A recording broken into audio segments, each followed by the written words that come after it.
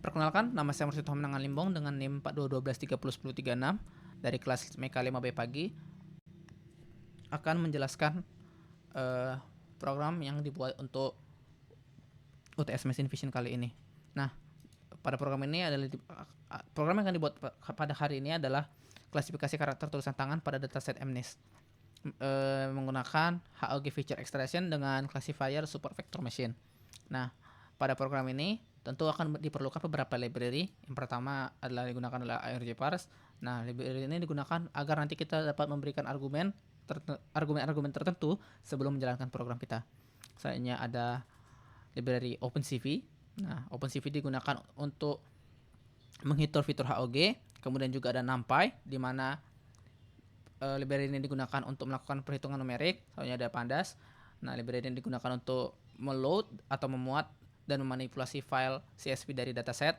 Selanjutnya adalah metode adalah library machine learning kita, yaitu adalah scikit-learn, di mana pada library ini terdapat model classifier yang kita gunakan. Nah, di sini pada model classifier yang kita gunakan adalah linear SVC. Ini dia. Dan di sini juga dapat kita memperoleh output yang kita inginkan seperti pada soal yang diminta seperti akurasi, confusion matrix, F1 score, precision score, seperti itu. Di sini juga ada pada library scikit-learn ini juga tersedia evaluasi performa yang akan kita gunakan, yaitu adalah metode Lips One Out Cross Validation. Selanjutnya itu tentu ada bagian untuk preprocessing kita di Make-Pipeline dan Standard Scaler. Selanjutnya adalah fungsi-fungsi yang kita gunakan pada program ini. Itu adalah load MNIST letters, ini untuk memanggil file CSV yang kita gunakan untuk pada program ini. Kemudian ada fungsi balance sample, ini yang digunakan untuk memastikan setiap kelas memiliki jumlah sampel yang sama. Contohnya seperti misalnya kita terdapat 26 kelas. Misalnya kita meminta per kelas itu ada 200 sampel. Meminta agar digunakanlah fungsi ini agar setiap kelas menerima sesuai dengan keinginan kita, yaitu per kelas memperoleh 200 sampel. Pada program ini diminta agar kita nanti memiliki 13.000 sampel. Nah, artinya setiap kelas memiliki 500 sampel, sehingga totalnya itu adalah 13.000. Selanjutnya adalah fungsi untuk mengatur parameter HOG kita. Di sini compute HOG vectors. Nah, digunakan ini dapat kita adjust sesuai dengan keinginan kita untuk memperoleh berapa banyak fitur HOG yang kita inginkan. Ini juga tergantung pada kemampuan komputer. Semakin besar atau semakin banyak fitur HOG yang dihasilkan, maka processing program akan memakan waktu yang sangat lama.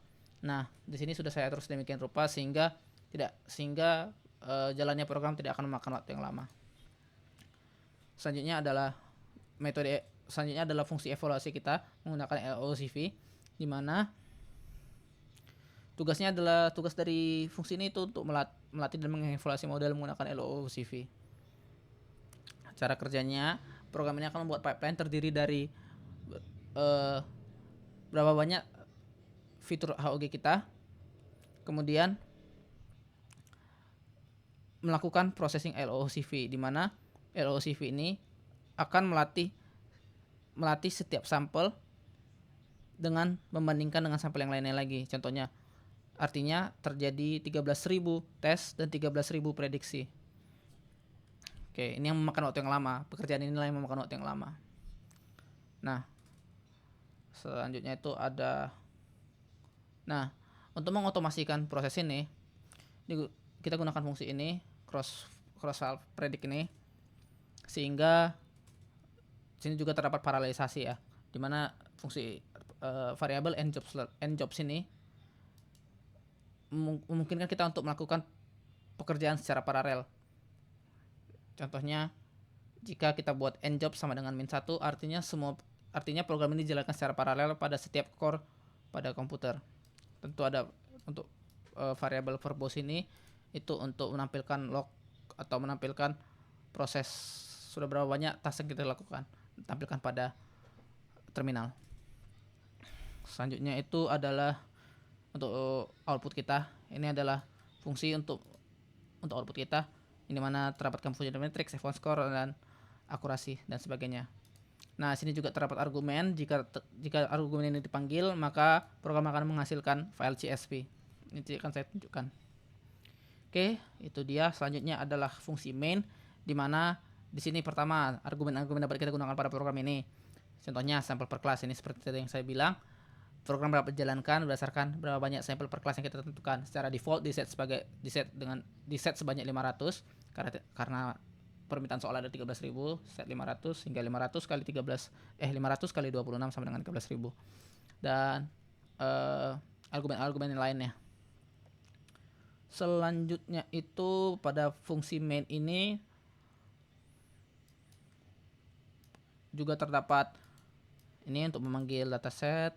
Selanjutnya untuk melakukan pekerjaan-pekerjaan yang kita inginkan. Oke, itu dia. Nah, setelah program dijalankan, maka akan memperoleh hasil. Nah, hasil tersebut dapat kita lihat pada file Excel ini. Nah, program dijalankan akan menampilkan pertama confusion matrix dan accuracy, precision, F1 score. Nah, bagaimana cara kita menginterpretasikan data ini?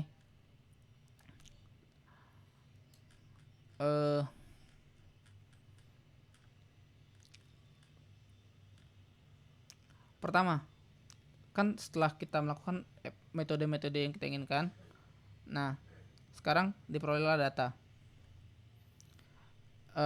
Pertama, akurasi 81%, precisionnya 80%, dan F1 skornya adalah 80%. Nah, ini artinya untuk akurasi tersendiri itu kan skornya itu sekitar 81%. Ini berarti dari total 13.000 prediksi yang dibuat, kan satu untuk setiap sampel, 81 sekian dari diantaranya itu benar. Kemudian dan untuk precision itu sekitar 80%. Inilah rata-rata dari presisi dari 26 kelas secara rata-rata. Ketika model memprediksi sebuah huruf, tebakannya benar sekitar 80% dari waktunya, dari waktu prediksinya itu. Kemudian itu terdapat F1 score itu sekitar 80% juga. Inilah rata-rata harmonis dari precision dan recall. Skor ini menunjukkan keseimbangan yang baik, kan 80% itu cukup baik antara kedua metrik tersebut untuk di semua kelas. Dan untuk F1 skornya itu tersendiri, ini agak sulit untuk dijelaskan.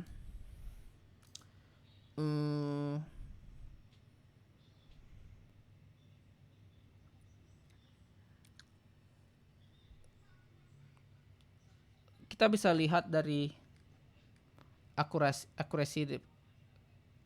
keseluruhannya tadi kan, sekitar 81%. Performa model ini bervariasi kan, artinya jadi antar huruf itu berbeda-beda. Ini kan secara general saja. Nah, itu dia untuk F1 score. Untuk confusion matrix. Oke, mungkin sekian itu saja dari saya untuk penjelasan untuk ujian UTS kali ini. Sekian, terima kasih.